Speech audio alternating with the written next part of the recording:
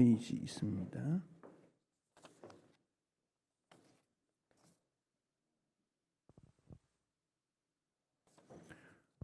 열왕기하 20장 1절에서 6절까지만 한 절씩 교독하겠습니다. 열왕기하 20장 1절에서 6절. 그때에 히스기야가 병들어 죽게 되매 아모스의 아들 선지자 이사야가 그에게 나와서 그에게 이르되 여호와의 말씀이 너는 집을 정리하라 네가 죽고 살지 못하리라 하셨나이다. 히스기야가 낯을 벽으로 향하고 여호와께 기도하여 이르되 여호와여 구하오니 내가 진실과 전심으로 주 앞에 행하며 주께서 보시기에 선하게 행한 것을 기억하옵소서 하고 히스기야가 심히 통곡하더라. 이사야가 성읍 가운데까지도 이르기 전에 여호와의 말씀이 그에게 임하여 이르시되 너는 돌아가서 내 백성의 주권자 히스기야에게 이르기를 왕의 조상 다윗의 하나님 여호와의 말씀이 내가 네 기도를 들었고 네 눈물을 보았노라. 내가 너를 낫게 하리니 네가 3일 만에 여호와의 성전에 올라가겠고 내가 내 날에 15년을 더할 것이며 내가 너와 이 성을 아수르 왕의 손에서 구원하고 내가 나를 위하고 또 내 종 다윗을 위함으로 이 성을 보호하리라 하셨다 하셨더라. 아멘. 아멘. 히스기야에 대한 기록은 열왕기하 18장부터 21장까지 걸쳐서 나옵니다. 그 중에 오늘 본문을 핵심적인 내용으로 우리가 같이 읽었습니다. 이스라엘은 사울을 통한 통일 왕국 시대에 세 사람 왕이 있지요. 사울, 다윗, 솔로몬, 각각 40년씩 120년. 솔로몬 다음에 남북으로 나누어지게 되지요. 북이스라엘, 남유다. 북이스라엘은 왕이 22명이었고 남유다는 19명이었습니다. 모두 합치면 통일왕국 3명 합치면 44명이 됩니다. 그 중에 최고의 왕은 다윗입니다. 하나님께서도 다윗을 인정하셨고 이스라엘 후손들도 다윗을 인정하고 있습니다.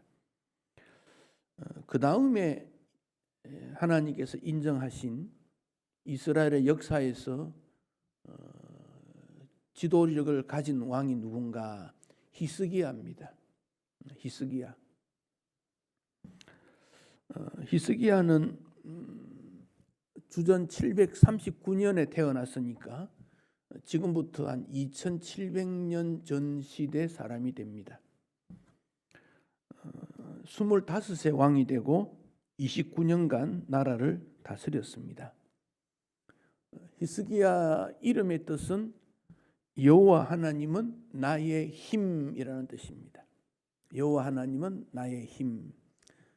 여러분의 힘은 무엇입니까? 여러분 자녀들의 힘은 무엇이라고 생각하십니까?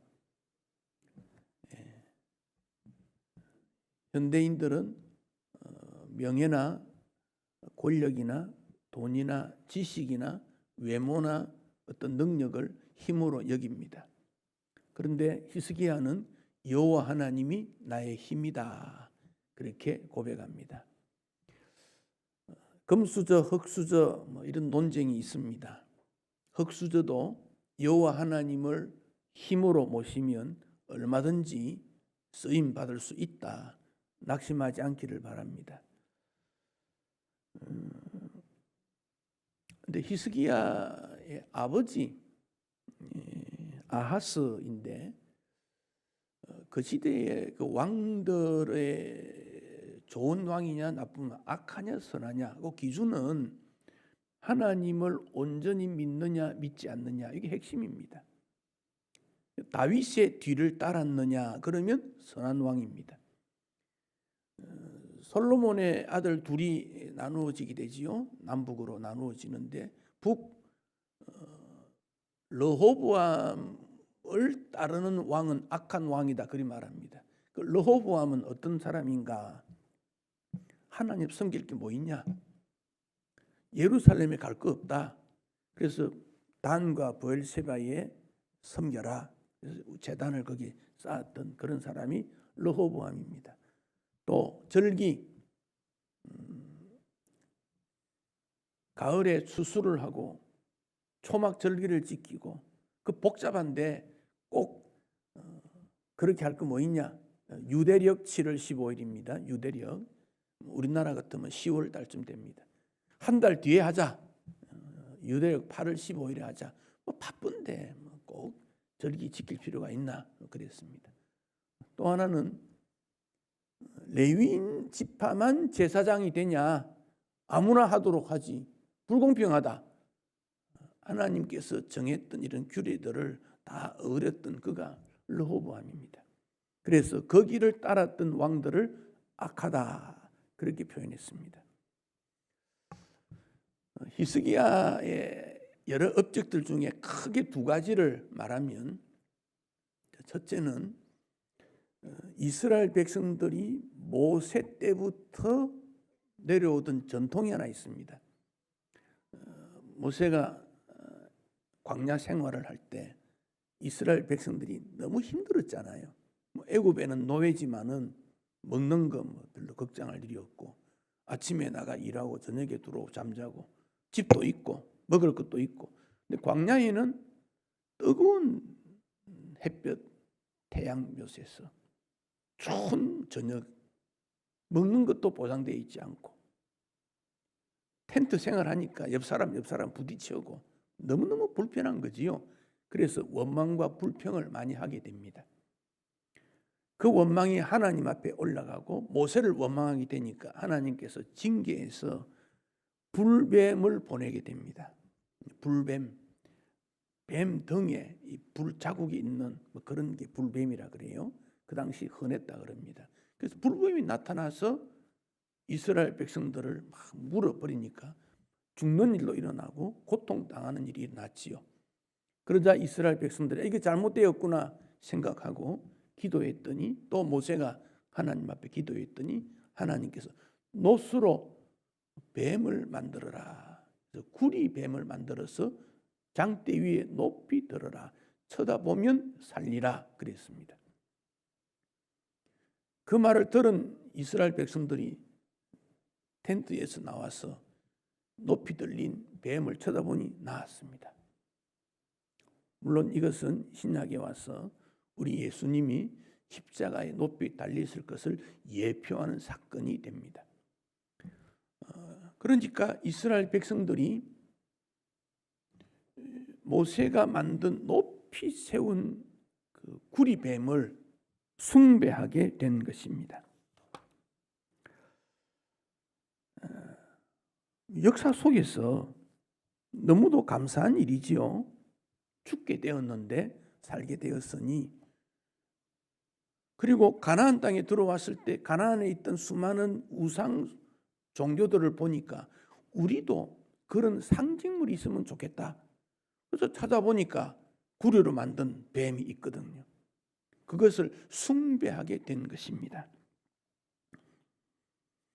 아마 우리가 어려운 일을 당했다가 회복되는 어떤 결정적인 계기가 있으면 그 사람이든지 환경이라든지 집이라든지 물건을 귀하게 여기는 그런 일이 일어나지 않겠습니까? 히스기야가 역대 왕들을 보니까 그렇게 생각하고 그 구리로 만든 뱀을 부수어 버리는 일을 하게 된 것입니다. 그래서 그 구리로 만든 놋뱀 이름을 너후스단이다 그렇게 말을 했습니다. 너후스단, 놋뱀을 부수어 버린 사건이 있습니다. 전통 깊은 우상 숭배의 특징입니다. 요즘 건강에 관한 문제가 전 세계적인 그 문제 아닙니까? 특히 전염병이 강타하니까 모두가 어쩔 줄 몰라 하고 있지요. 전 세계 보건을 위한 그 기구가 세계보건기구라는 것이지요. 세계보건기구의 마크가 어떻게 생겼는지 아십니까? 이렇게 생겼습니다. 세 개 있고 중간에 십자가입니다. 이게. 그리고 뱀입니다. 이게. 물론 어떤 사람들은 이것을 그리스의 어떤 신을 본따 왔다 그렇게 말하는 사람도 있습니다만은 모세가 만든 놋뱀을 상징하고 있어요. 그러면 이 상징의 의미가 무엇입니까? 놋뱀, 모세가 만든 것, 그게 사람을 건강하게 하고 살려주는 게 아니고 이렇게 만들어 보면 살리라고 하신 하나님을 보는 것이 신앙이지요. 이걸 놓치고 있어요. 하나님이 주시는 선물, 하나님이 주시는 은혜, 하나님이 주시는 능력, 그것은 귀히 여기는데 하나님을 사랑하거나 존귀하거나 중심하지 않는 것, 이게 문제 아닙니까?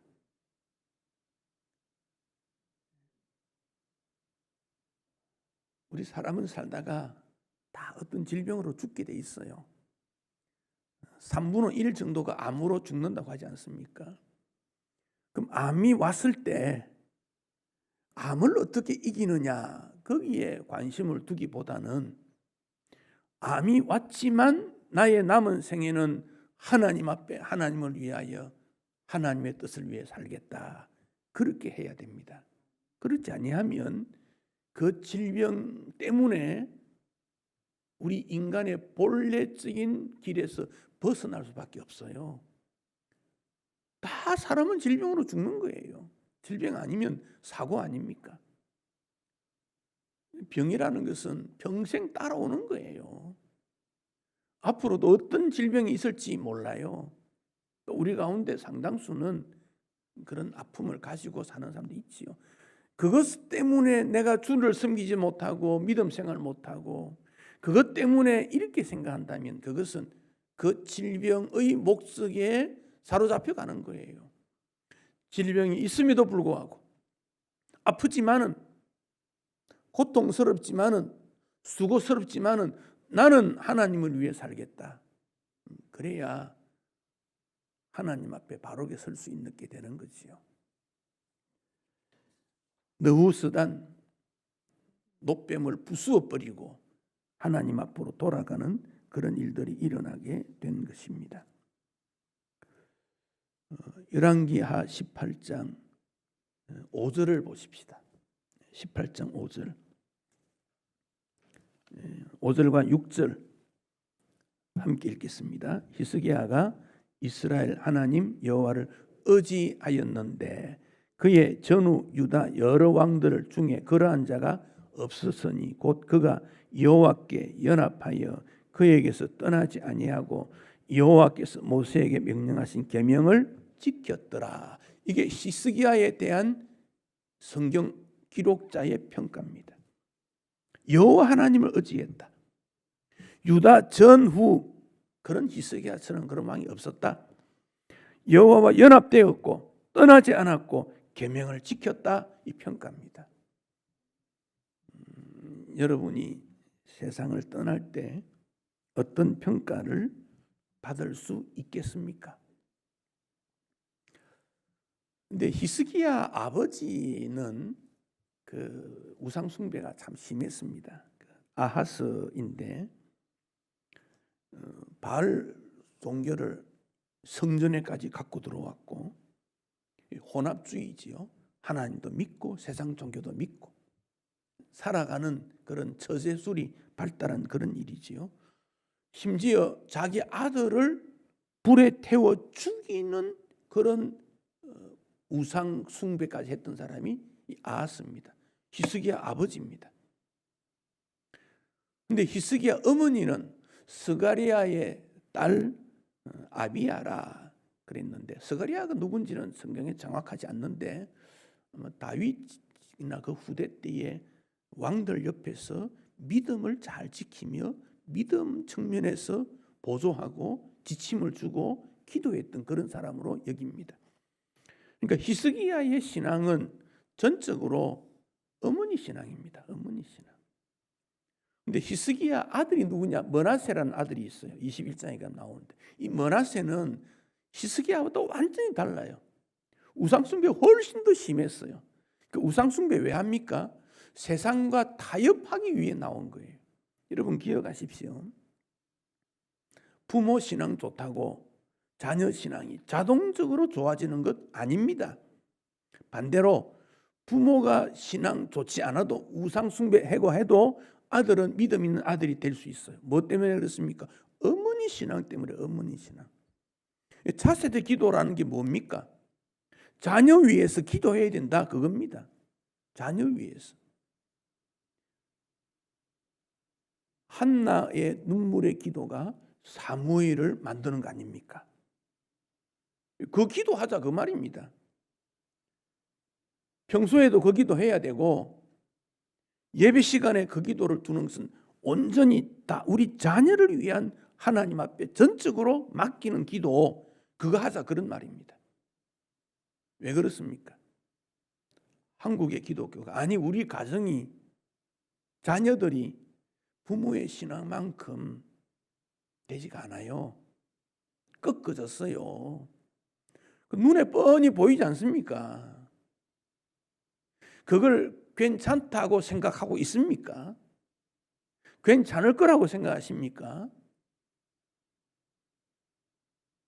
참 답답합니다. 여러분의 자녀들이 지금 어디에서 무엇을 하고 어떤 신앙생활을 하고 있는지 자세히 살펴야 됩니다. 히스기야를 보십시오. 그렇게 하나님 앞에 은혜도 입었고 능력도 받았지만 그 아들은 또 그렇지 않았다는 거예요. 히스기야가 겪었던 또 하나 중요한 내용이 열왕기하 18장 9절부터 19장에 걸쳐 나오는 내용이에요. 그 당시 북동쪽에 아주 강한 나라가 아수르입니다. 아시리아 혹은 아수르, 성경에는 아수르 나오지요. 이 세력을 평창해 나갑니다. 중동 지방을 다 지배하려고 하니까 서쪽으로 남쪽으로 이스라엘 땅을 점령하러 온 겁니다. 아수르입니다. 그때 왕이 사네립이라는 왕이지요. 그래서 북이스라엘을 공격해서 주전 722년에 북이스라엘이 멸망을 당합니다. 북이스라엘 남유다가 정치적으로 단절이 되었지만 한 형제입니다. 야곱의 후손들 아닙니까? 여호수아 때 땅을 분할했던 거 아닙니까? 두 개 나누어져서 경쟁적이고 싸움도 했지만 그런데 그 후대는 형제같이 지냈어요. 꼭 우리나라의 남북하고 비슷해요. 원수이면서도 형제입니다. 이건. 그래서 기도해야 되는 거지 방법이 없어요. 하나님의 은혜를 구하는 것밖에 없어요. 지금도 뭐 여러 가지 무기를 준비해서 야단하지요. 위협하죠. 위협. 이 위협이 우리만 향한 것이 아니라 미국이나 일본을 향하니까 그 나라들이 또 무기를 공격을 하려고 하지 않습니까? 우리는 굉장히 지금 어려운 입장에 있어요. 지금 우리가 할 수 있는 방법은 하나님의 은혜를 구하는 방법밖에 없어요. 길이 없습니다. 이것은 정치 외교 70년 동안 해왔지 않습니까? 정권 바뀔 때마다 그것 때문에 이슈가 되지 않습니까? 그건 안 된다는 결론이 나왔지 않습니까? 하나님의 은혜 아니면 안 된다. 그 결론 나왔지 않습니까? 우리가 예배 때마다 나라를 위해 기도해야 합니다. 히스기야 통치 6년 때 31살 때지요.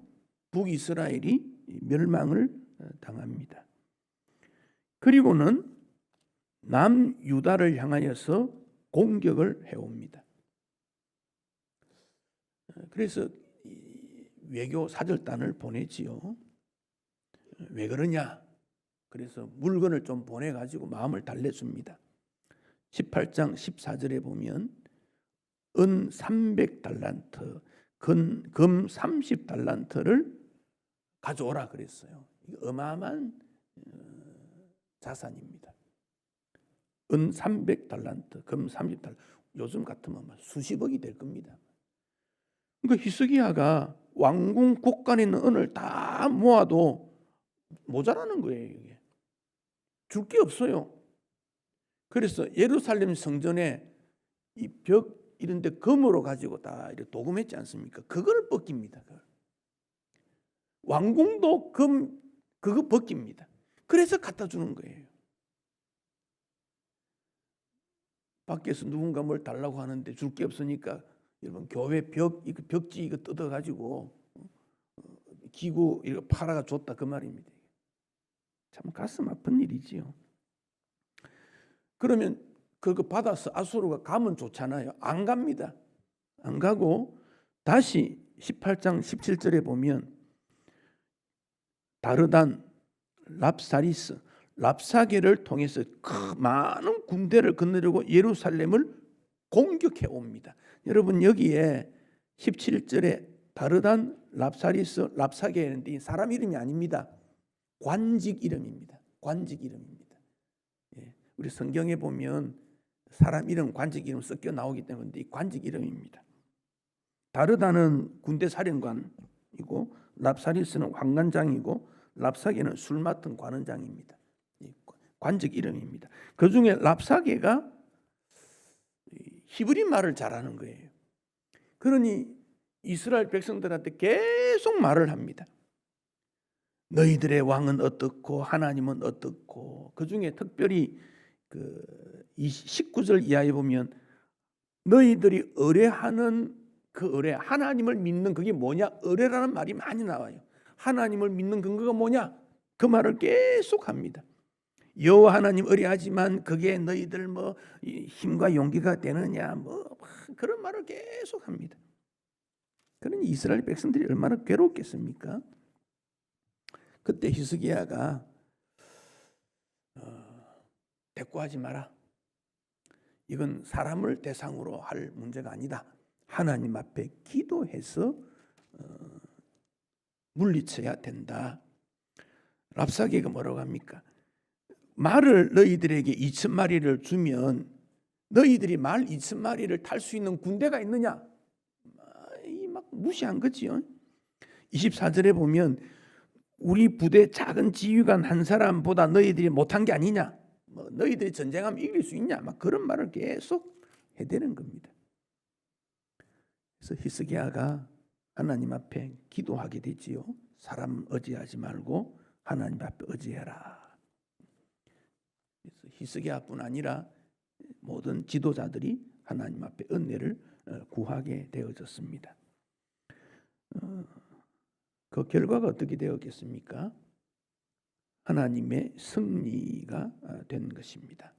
19장입니다. 19장 35절. 19장 35절. 이 밤에 여호와의 사자가 나와서 아수르 진영의 군사 18만 5천 명을 죽였습니다. 다 죽었습니다. 18만 5천 명. 하룻밤에 18만 5천 명. 이때 이게 급성 전염병 아닌가 학자들은 그렇게 봅니다. 18만 5천 명. 우리 마포가 40만 조금 안 되는 인구인데 절반이 죽은 거예요. 그러니 그 산헤립이 돌아가야지요.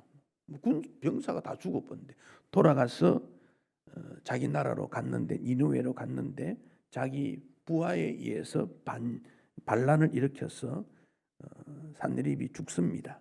죽고 왕위가 바뀌게 되는 그런 일이 일어나게 되었습니다. 그 히스기야의 승리지요. 그 히스기야는 영적으로 우상 숭배를 건절했고 외교 국방 나라가 멸망되는 문제를 하나님의 은혜로 회복하게 된 게 이게 히스기야입니다. 다윗 이후에 최고의 왕으로 인정받습니다. 이제 20장 그때 그 산헤립을 중심으로 한 아수르를 물리쳤을 때 그 말입니다. 전쟁에 승리했어. 이제 좀 살만 났다. 이제는 괜찮겠다라고 생각하는데 이사야 선지자가 나타나가지고 하는 말이 너는 집을 정리해라. 죽고 살지 못할 거다. 청천벽력 같은 하나님의 말씀을 듣습니다. 이제 좀 편안해졌는데 아주 나쁜 정보를 선지자를 통해서 듣습니다. 히스기야가 어떻게 합니까? 2절 낯을 벽으로 향하고 기도했습니다. 벽을 향하여. 벽, 더 이상 인간의 방법이 없다. 벽 넘어 있는 하나님의 은혜가 아니면 이것은 해결할 수 없다. 그래서 기도하게 됩니다. 뭐라고 기도했습니까? 20장 3절. 여호와여 구하오니 내가 진실과 전심으로 주 앞에 행했다. 성실한 신앙을 한 거 아닙니까? 주님 보시기에 선하게 행한 것을 기억해 주십시오. 통곡했다. 여러분, 히스기야가 내가 이 많은 업적을 올렸고 나라를 지켰는데 왜 그렇습니까? 이런 말을 절대 하지 않습니다. 하나님 앞에 전심으로 섬겼는데 그러면 울었다. 딱 한마디입니다. 울었다. 이사야가 왕궁에 가서 히스기야에게 너 죽는다. 그리고 돌아가는데 하나님께서 나타납니다. 이사야야, 너 돌아가서 히스기야에게 다시 말해라. 너의 기도를 들었고 눈물을 보았는데 다시 너는 성전에 올라가게 되고 15년 동안 더 살아갈 수 있게 되었다. 그런 말을 듣게 됩니다. 히스기야의 기도, 이건 정말 가치 있는 기도인데 하나님께서 15년 생명을 연장시켰다. 여러분, 그 당시 히스기야 나이가 다 합치면 25세쯤 되는데 15년 39에 이제 죽지요. 요즘 같으면 평균 수명 된 거예요. 근데 왜 3년 더 사는 거 아니고 15년일까요? 30년 아니고 왜 15년일까요? 정말 건강이 나쁘고 하나님 앞에 엎드리면 하나님 1년만 더 살게 해주세요. 이런 기도도 하지 않습니까? 근데 왜 15년입니까? 6절에 보면 두 가지 말씀을 합니다. 내가 너와 이 성을 아수르 왕의 손에서 구원하고 나라를 위해서. 두 번째, 내가 나를 위하고 또 내 종 다윗을 위하여 이 성을 보호한다. 두 가지 사명을 히스기야에게 주는 거예요. 다시 말하면 히스기야가 15년을 연장했다는 것보다 더 중요한 것은 사명 때문에 하나님께서 히스기야를 살려주었다. 그 말씀이죠.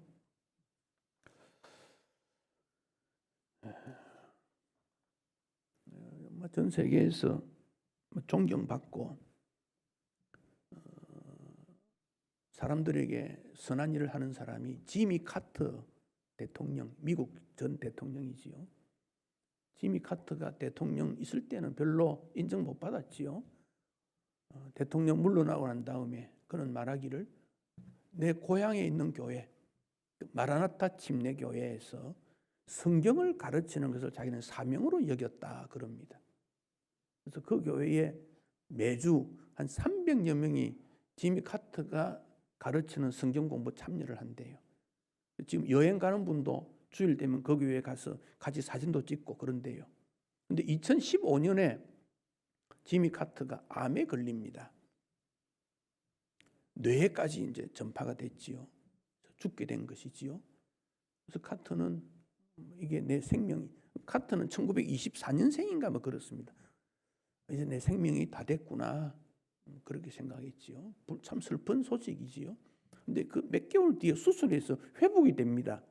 기쁜 소식입니다. 깜짝 놀랄 일이지요. 근데 1년쯤 지나기 전에 또 슬픈 소식이 하나 부딪힙니다. 손자가 죽습니다. 손자가 지병이 좀 있었는데 27인가? 그런데 죽어요. 근데 손자가 죽는 건에 아마 토요일이었던 것 같습니다. 근데 그 사실을 목사님이 알고 전화를 했습니다. 내일 주일도 성경 공부를 할 수 있겠습니까? 나이도 많고 슬픈 일을 당했는데 좀 쉬시지요. 그랬더니 지미 카터가 잠시 머뭇하다가 이런 말을 합니다. 아닙니다. 내가 내일도 교회 나갈 건데 조금 늦을 거예요. 그렇지만 가서 성경 가르칠 겁니다. 주일 아침에 손자 장례 때문에 잠시 갔다가 성경 공부하러 간 거예요. 가서 그는 인생은 풀의 꽃과 같은 존재입니다. 인생의 의미를 가르쳤다는 거지요. 그가 생각하는 하나님 앞에서의 사명은 죽는 날까지 성경 가르치는 것, 그 사명이 있는 거예요. 성경 가르치겠다. 그가 대통령이었다고 사람들이 칭찬하는 거 아닙니다. 헤비타트, 집 없는 사람들 집 지어준 운동을 일으켰지요. 그것 아닙니다. 그가 칭찬받는 이유는 하나님 앞에 성경을 평생도록 가르치는 그 일을 그는 사명으로 여기고 생명을 바쳤고 지금도 그 일을 하고 있다. 나이가 지금 거의 100세가 다 됐지 않습니까? 그런데도 그 사명을 놓치지 않고 있다는 거죠. 히스기야의 15년은 사명을 위한 15년입니다. 오늘 우리가 살아있다, 그게 중요한 것이 아니라 사명 가지고 살아있는가, 바로 그 점입니다. 사명 가지고 살아있는가. 직분은 사명을 위한 겁니다. 하나님이 불러서 일을 맡기신 것은 사명을 위한 겁니다. 우리의 기도, 사명을 위한 기도이어야 됩니다. 나에게 있는 건강, 지식, 모든 것 사명을 위한 것이 되어야 됩니다. 내가 나를 위해 살다가 죽는 것은 누가 알아줍니까? 가족들은 알아주겠지요. 그러나 주님이 알아주지 않습니다. 그런데 사명 가지고 주님 앞에 서면 하나님이 인정하시고 이웃이 인정하고 교회가 인정하고 자녀들이 인정하고 그 믿음을 대대 후손들이 생각하면서 그분의 신앙, 그렇게 말합니다. 여러분, 어떻게 사시렵니까? 히스기야가 다 잘했던 거 아닙니다. 20장 뒤에 가면 또 잘못한 거 있어요. 거기 병이 나가지고 이제 또 통치를 하니까 주변 나라에서 사절단을 보냅니다. 축하 사절단. 히스기야가 그들에게 적당하게 식사하고 선물 주스 보내면 되는데 예루살렘 성전에 있는 보분을 보여주고 군사 기물을 다 보내주고 왕궁 보여주고 다 보내줍니다. 보여주면 자랑합니다. 내가 이만큼 가지고 있다. 자랑합니다. 결국 그가 보였던 자랑거리는 바벨론으로 전부 다 빼앗겨갔습니다. 그게 20장 13절에 기록이 되어 있습니다. 요즘 예루살렘의 성지순례를 가면 터널을 하나 파는 게 있습니다. 물이 수로지요. 캄캄한 거. 거기 히스기야 터널입니다. 아수르가 공격했을 때 물이 없었을 때 터널을 파서 공사했던 게 있습니다. 그러니까 히스기야는 정말 나라를 위해 수고했던 사람입니다. 그러나 그에게 약점도 있지만 그의 믿음을 통해서 볼 때 오늘 우리가 어떤 태도로 어떤 마음가짐으로 어떤 삶을 살아야 될 것인가. 우리나라를 향하신 하나님의 은혜가 회복되면 좋겠어요.